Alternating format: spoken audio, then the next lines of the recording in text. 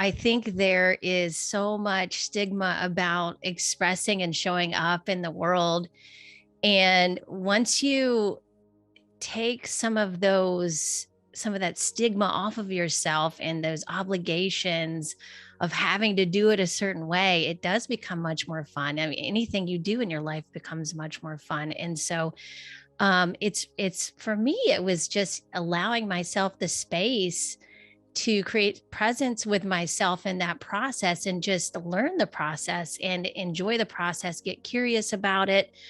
As I've shared, I believe before with you, it's about connecting to our inner child and that curiosity that we had when we first came into the world, and everything was new and we didn't have to know everything. And so that was one of the things that I peeled off to do the book and to take on the project.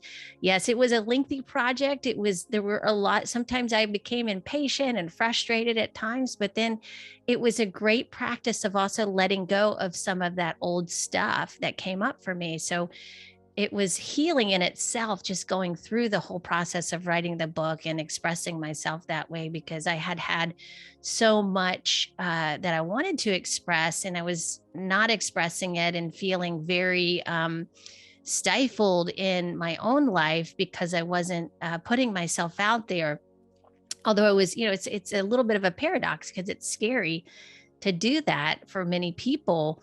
But ultimately, my desire was to be seen and heard and acknowledged. So I had to do that for myself first before I was going to expect anybody else to do that. And so that is even what came up more strongly for me yesterday was this old programming of, and many of us share this, of not being acknowledged or understood when we were younger.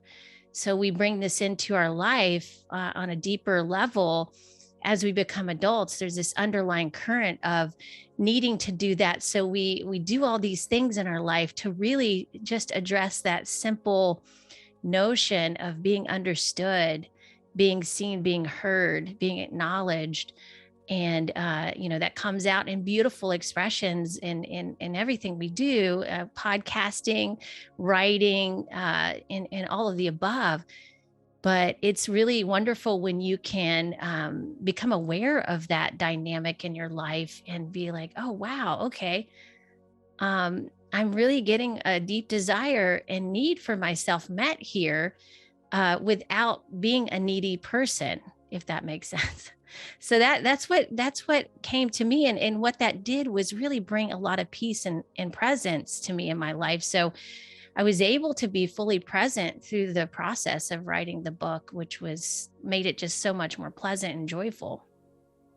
That's incredible. So basically what I'm hearing you say is that you felt the need to express something in yourself. The desire, it didn't come from an obligation outside of yourself, or because your mind was telling you, you really should write a book because it would help your podcast, or it wasn't like an external motivation. It was almost like, back to our pregnancy analogy, which I know is beaten to death and always overused, but it's like when a person, it gets to a certain age where they all of a sudden have a biological desire to have a child. So it comes from within you that sometimes even surprises you, like, wow, I never thought I'd want to have a kid. Or so what I'm hearing you say is you really felt, and this probably is the differentiator for people, because again, you hear it once, you hear it 20 times. Someone, particularly in our industry, everyone's writing a book or going to write a book, right? So, Yeah.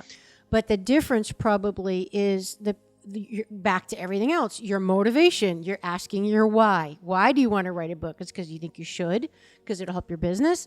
Or to you, what I'm hearing you say is because you just really wanted to express things you learned and that part of who you were, to get it out in the world.